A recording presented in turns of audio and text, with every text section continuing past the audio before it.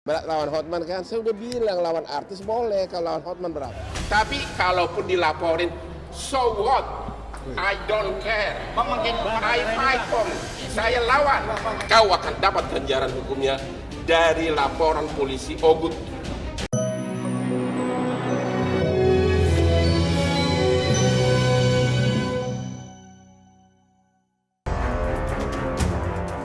Hai Andar, berat lawan Hotman ya, udah pusing mulai ya.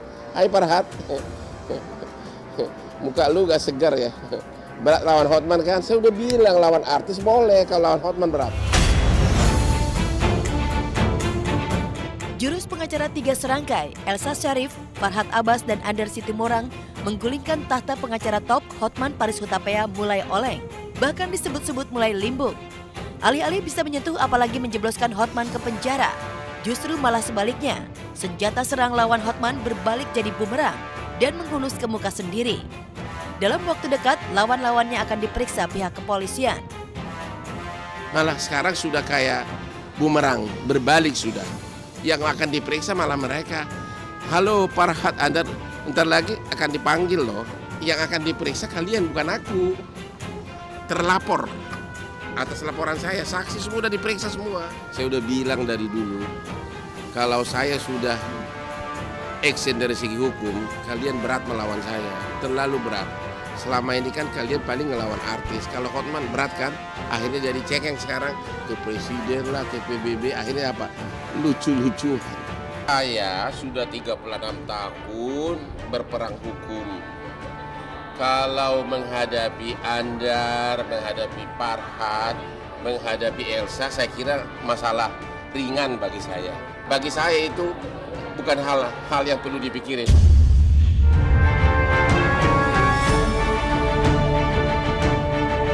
Elsa Sharif, Farhat Abbas, dan Andar Situmorang seakan tengah menggali kuburnya sendiri. Alih-alih bisa menjatuhkan Hotman Paris Hutapea, jejak rekam dan kisah hitam masa lalu mereka terbongkar. Udah gak masuk di akal omongannya siapa si nenek itu. Udah deh, saya gak mau jawab lagi deh. Udah capek. Dia sudah kemana-mana karena mental. Dia ke Mabes mental. Terus mau kemana lagi? Katanya mau ke PBB. Jangan-jangan di pos satpamnya gak boleh masuk. Farhat, can you speak English or not? Are you? Biasalah orang gitu kalau udah down ya. Kalau Niki kan, makanya hukum masyarakat itu lebih parah dibanding hukum-hukum aparat. Karena lu kemana-mana pasti dilihat kan. Sudah deh, I'm too smart for all of you. Hai, Farhat, Andar, Elsa, I'm too smart menjadi lawanmu. Makanya kalian sudah mulai kemana-mana berkagok kan. Pelan-pelan menggigit kan, that's Hotman Paris.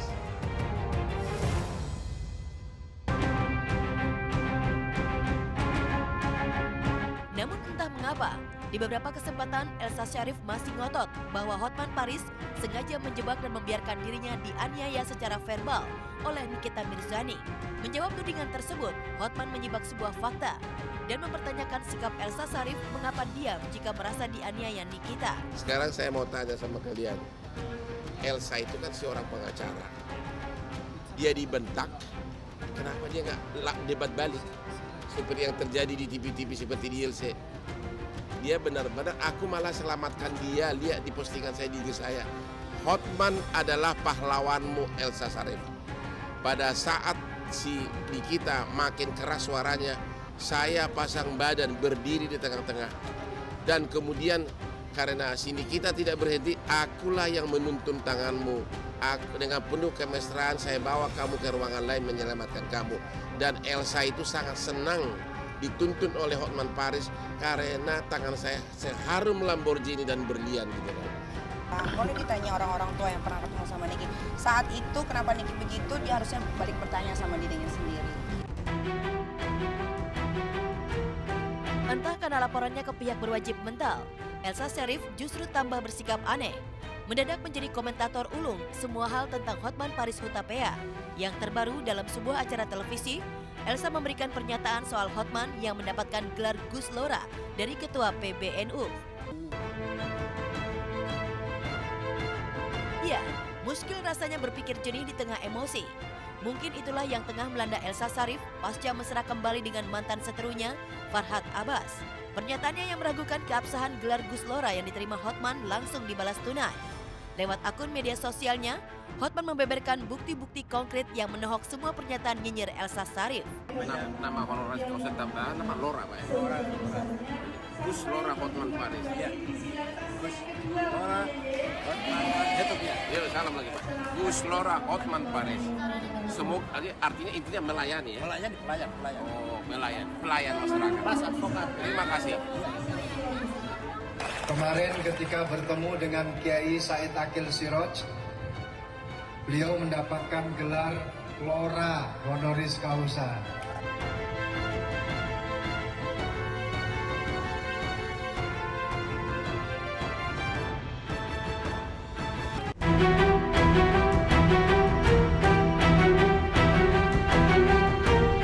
Ditemui usai mengisi acaranya kemarin, sambil memamerkan dasi kebanggaannya seharga 30 juta, Hotman menuding Farhad, Elsa, dan Andar Situmorang sejatinya sedang merusak reputasinya sendiri lantaran iri terhadap kesuksesannya sebagai satu-satunya pengacara yang tampil di berbagai acara. Ya, karena memang ada oknum yang terus mencari kelemahan saya.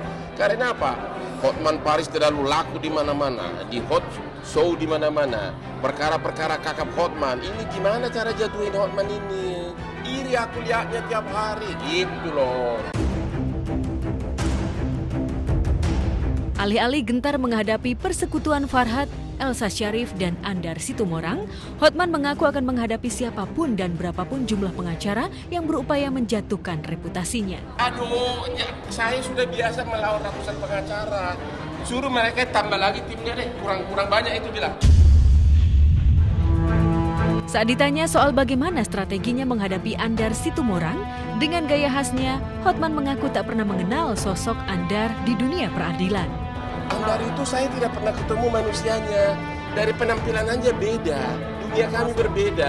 Saya kenal pun kagak. Tapi terlalu baju Hotman ini, gimana caranya membendung gitu loh. Mana ada di dunia ini pengacara sampai host TV di mana-mana. Ya, alih-alih bisa melawan Hotman, Andar Situmorang tampaknya bakal layu sebelum terkembang. Bagaimana tidak? Kedok masa lalunya dibongkar rekan satu profesinya Saud Raja Guguk. Salah satu pengacara yang disebut-sebut pernah berseteru dengan Andar. Benarkah Andar hanya modal nekat melawan Hotman? Entahlah, satu hal yang pasti melalui aksi buka-bukaan Saud Raja Guguk, status profesi Andar sebagai pengacara bodong mencuat.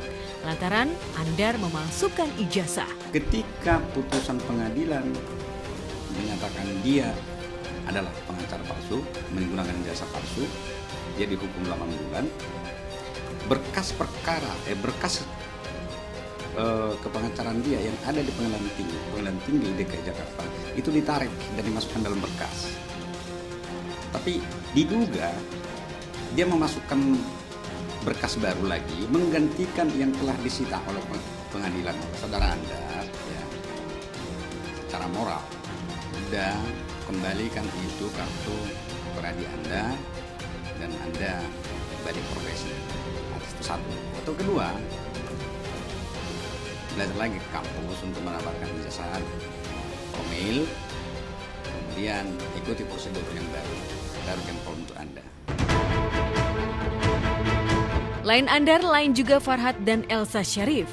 Jika Andar, kedok masa lalunya terbongkar sebelum perang di meja hijau dengan Hotman, Farhad Abbas dan Elsa Sharif juga bernasib sama. Keduanya digoyang rumor asmara di antara mereka. Melalui pernyataan mantan pengacara Elsa, Roni Sapulete, Farhad pernah mengakui Elsa sebagai istrinya secara mut'ah. Saat ditagih hutang piutang 10 miliar, pasca Farhad resmi menyandang status duda Niada Niati. Itu ada oknum pengacara sengaja membuat, kan bukan saya ngomong, mereka aja kata Farhad itu kan justru itu kan mempermalukan Ibu Elsa. Harusnya sebagai lawyer Ibu Elsa mereka jangan mempermalukan seperti itu. Kecuali saya ngomong baru saya dibantah. Ini mereka yang ngomong, mereka yang ibaratnya kan mempermalukan, justru Ibu Elsa marah gitu. Setelah dicari bukan Farhad yang ngomong, justru si R yang ngomong. Tapi emang berarti nggak benar tuh Bang? Ya nggak benar lah, kayak orang tua sendiri. Membantah, jadi ini isunya dari mana? Terus saya sempat tegur rekan saya yang bilang itu. Saya bilang gini, kok kamu selalu ngomong kayak begini? Termasuk tim lawyer saya menegur. Kok kamu ngomong-ngomong gitu? Ternyata Farhad juga nggak pernah ngomong-ngomong begitu. Kenapa ngomong gitu? Ini saya supaya ada pembelaan. Apaan? Saya bilang. Jadinya orang beralih ke omong-omongan begini. Padahal kan masalahnya masalah utang piutang doang.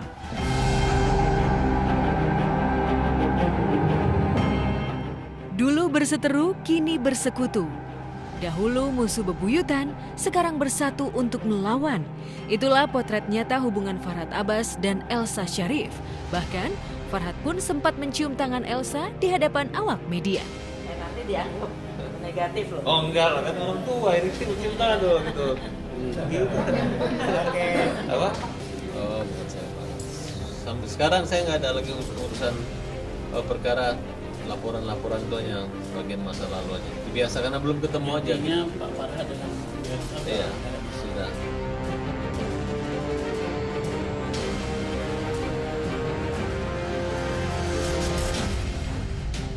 Ya, segala jurus dan manuver dilakukan Farhad Abbas demi mengambil hati Elsa Sharif agar menjadi sekutu. Aksi Nikita Mirzani yang ngamuk dan memarahi Elsa di depan umum jadi momentum. Benarkah Farhad Abbas hanya memanfaatkan Elsa Sharif demi untuk menggolkan kasus ikan asin yang ditanganinya? Dia mereka bukan level gua, nggak bahasa gua panas. Aduh, Anda nggak tahu gua. Jadi memang dunia gue itu udah dunia internasional, bukan dunia janda-janda. Tapi kalaupun dilaporin, so what? I don't care. I fight for it. Saya lawan. Kau akan dapat ganjaran hukumnya dari laporan polisi Ogut. Yang ini kan masalah penyelenggaraannya. Dan saya yakin Dewan Pers dan KPI akan bertindak sesuai aturan hukum. Elsa Sharif, Andar, sama siapa satu lagi Farhad, berat ya lawan Hotman ya, berat ya. Saya udah bilang dari dulu, kalau saya sudah action dari segi hukum, kalian berat melawan saya, terlalu berat. Akhirnya jadi cekeng sekarang ke presiden lah, ke PBB, akhirnya apa? Lucu-lucu.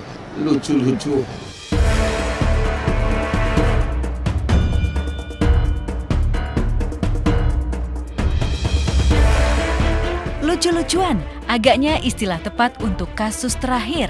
Mengapa? Karena menurut sebuah sumber di kepolisian, laporan Elsa dan Farhad untuk Hotman Paris dan acara talkshow yang dibawakannya ditolak. Kepolisian menilai peristiwa yang melibatkan Nikita Mirzani dan Elsa Sharif itu tidak memenuhi unsur penghinaan. Elsa itu kan seorang pengacara. Dia dibentak, kenapa dia nggak debat balik? Seperti yang terjadi di TV-TV seperti di ILC. Udah deh, udah nggak masuk di akal omongannya siapa nenek itu. Udah deh, saya nggak mau jawab lagi deh. Udah capek. Dia sudah kemana-mana karena mental. Dia ke Mabes mental. Terus mau kemana lagi? Katanya mau ke PBB. Jangan-jangan di pos satpamnya nggak boleh masuk. Kekesalan Elsa terhadap Hotman dan acara yang dibawakan agaknya terjadi karena Hotman dinilai tidak memakai haknya sebagai host acara untuk menyetop perdebatan. Namun Hotman membantah anggapan itu dengan menyebut bahwa ia justru sudah pasang badan untuk melindungi Elsa. Jangan sampai bikin-bikin cerita kepada bahwa melempar orang dengan handphone walaupun tidak kena. Terus itu kan pengancaman kepada diri saya. Saya sendirian di sana dan tidak pernah di stop, malah ditayangkan. Itu kan pelecehan perempuan, pelecehan kepada profesi advokat dan dia sendiri advokat. Aku malah selamatkan dia, lihat di postingan saya di IG saya. Pada saat si Nikita makin keras suaranya, saya pasang badan berdiri di tengah-tengah. Dan kemudian karena si Nikita tidak berhenti, akulah yang menuntun tanganmu. Aku dengan penuh kemesraan saya bawa kamu ke ruangan lain menyelamatkan kamu. Jawaban dan bantahan Hotman ini justru membuat Elsa terlihat seperti advokat pemula yang tidak bisa membuat pembelaan diri. Upaya melaporkan kasus ini hingga ke presiden pun membuat Hotman makin percaya diri bahwa memang tidak ada kasus hukum dalam peristiwa tersebut. Aduh, makanya jawabannya itu tanya aja ke anak TK. Aku udah nggak bisa jawab lagi, udah jadi lucu. Sudah di luar nalar gua jawabannya. Itu artinya apa? Mereka sudah kagok nggak bisa lawan Hotman, terlalu berat dan aku nggak takut satupun. Farhat, Andar, Elsa, apalagi lu Andar, gua nggak takut sama lu. Hai Andar, berat lawan Hotman ya, udah pusing mulai ya. Hai Farhat, muka lu gak segar ya.